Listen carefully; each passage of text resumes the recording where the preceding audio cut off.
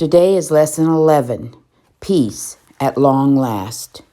1779 and 1780 brought few major battles in the Revolutionary War, yet there were many small skirmishes. Both the British and the Americans were exhausted, not only the soldiers, but the civilians as well. The British people were ready to call it quits. The expense of keeping the British military in America had brought about higher taxes, and that didn't make anyone happy. Not only that, many families had husbands, brothers, and sons that they sorely missed across the ocean. By 1780, the Revolutionary War had been dragged on for 5 years. King George III, on the other hand, was not ready to admit defeat. So he made a plan. Little did he know it. It would be the beginning of the end of the British hope for victory in the Revolutionary War. The last years of the conflict dragged on. Both sides were forced to prove their resolve as they withstood the monotony of a war grown old. The Southern Campaign, 1779. King George's plan was based on the assumption that there were more loyalists in the southern states. He would undermine the unity of the new nation by taking control in the states where he believed had more supporters. There was a flaw in this reasoning, however. He overestimated his popularity. His soldiers stationed in the southern states weren't helping that situation either. British soldiers were stealing from and taking advantage of the American civilians.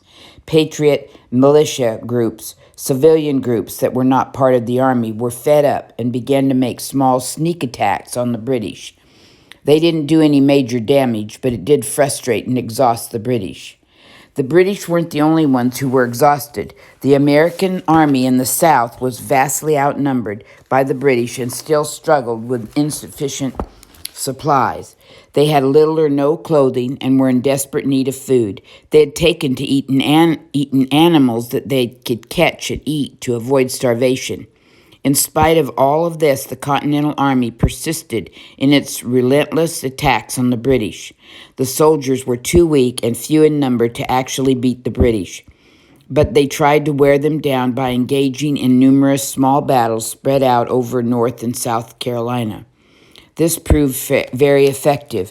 Eventually, the British commanding officer, General Cornwallis, decided to head north to Virginia with hopes of capturing this large and powerful southern state. They had enough of chasing the American army through the Carolinas. Controlling the port at Yorktown, Virginia, would also give the British a safe place to receive supplies and soldiers for further up the coast. Remember King George's plan? Capture the southern states? George Washington and his men were in New York. The British still occupied New York City, and Washington was determined to take the city back. He was sure this was the key to winning the revolution. It was not to be, though. The British maintained control of the New York City for 7 years until the end of the war. Washington received a message, however, that opened a new door. Remember how the French had allied themselves with the Americans? In the summer of 1781, the French sent warships to assist in the fighting against the British.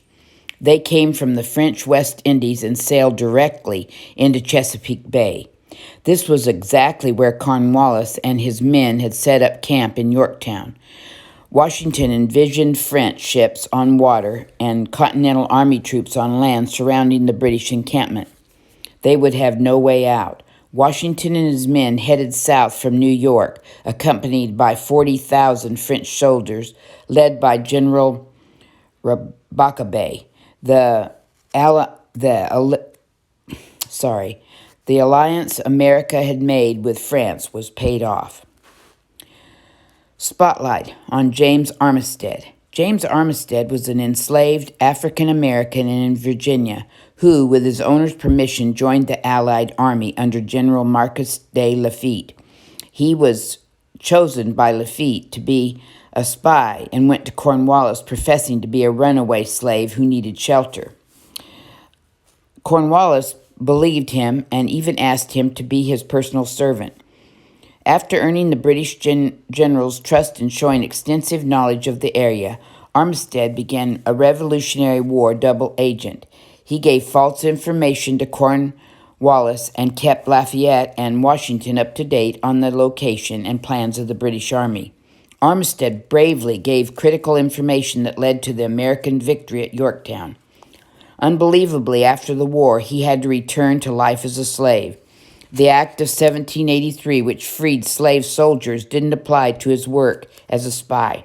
He petitioned the Congress for years, but didn't receive his freedom until 1787, when General Lafayette wrote a letter to the Congress on his behalf, and he was finally freed.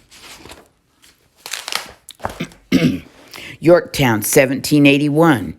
When Washington received word that French warships had reached Yorktown, he moved his army into position in late September and surrounded the British. The signal to begin the attack, raising the American flag in Yorktown, came on October 8th. Without the ability to receive new supplies or reinforcements by land or sea, the British could not withstand the siege. The Allied forces, American and France, continued the onslaught against the weakened British army for 9 days. Cornwallis finally admitted defeat, and 7,000 British and German troops surrendered to George Washington on October 19th, 1781. The British were devastated. They couldn't believe their mighty army had been beaten by a ragtag bunch of patriots. General Cornwallis himself refused to attend the surrender, claiming illness. Agreeing on peace, 1781 to 1783. When the British admitted defeat at Yorktown, no one knew at that moment that this would end the war. Small battles still arose over the next 2 years as peace talks were held in Paris. Benjamin Franklin had been in Paris since the beginning of the war and had worked hard as an American ambassador to convince France to get involved. Franklin, along with John Adams, a member of Congress who later became the second president of the United States, and John Jay, another well-known member of the Second Continental Congress, negotiated for peace with representatives of King George III. Finally, on September 3rd, 1783, an agreement was reached. The Treaty of Paris was signed, and the War of American Independence was finished. Let's take a closer look at what the treaty promised both sides. Establish the United States as an independent nation recognized by Britain. Recommended that loyalists should have their property returned to them and be treated fairly.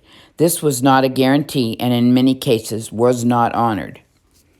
Defined the borders of the United States as the Mississippi River in the west to the Atlantic Ocean in the east and the Great Lakes and what is now Canadian border in the north to Florida in the south. Florida itself was returned to Spanish control.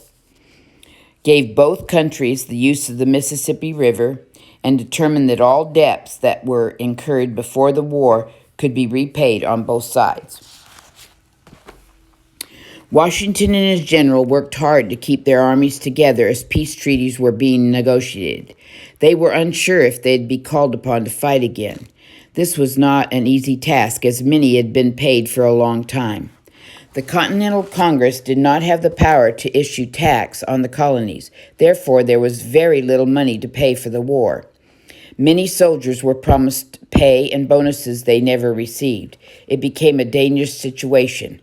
Some officers even wanted to take the whole army to Philadelphia to protest before the Congress. Can you imagine trying to keep a dedicated army to a cause when they are neither paid nor cared for? Eventually, the Congress furloughed the army and sent them home with 1 month's pay. Soon after, when the war was officially over, they discharged them permanently. This was an emotional time for many among the ranks of the Continental Army. They had fought side by side for years and formed an unbreakable bond. Through unimaginable difficulties and trial, they persisted, and the resolve in the face of exhaustion and hardship brought them victory. While there was joy that the war was over, there was sadness at parting as well. George Washington, as he gathered with his officers to say goodbye, put it this way: "With a heart full of love and gratitude, I now take leave of you. I most devoutly wish that your later days may be as prosperous and as happy as your former ones have been glorious and honorable."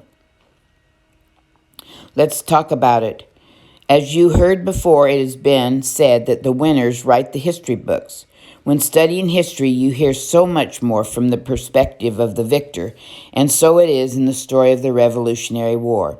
It is important to remember that while earthly kingdoms come and go, our eternal citizenship is in heaven, not here on earth. In the book of Acts, Paul describes the God he serves to those who don't know. And he has been made from one man, every nation of mankind, to live on all the face of the earth, having determined allotted periods and the boundaries of their dwelling place, that they should seek God and perhaps feel their way towards him and find him. Ultimately, it is God who directs each person's steps, and in his wisdom, he knows earthly power is fleeting. His hope is for all of us, not all of us, including you, is that we should seek him and find him. How do you think the events of the Revolutionary War might have served God's purpose of helping people find him? This concludes our lesson 11 for today.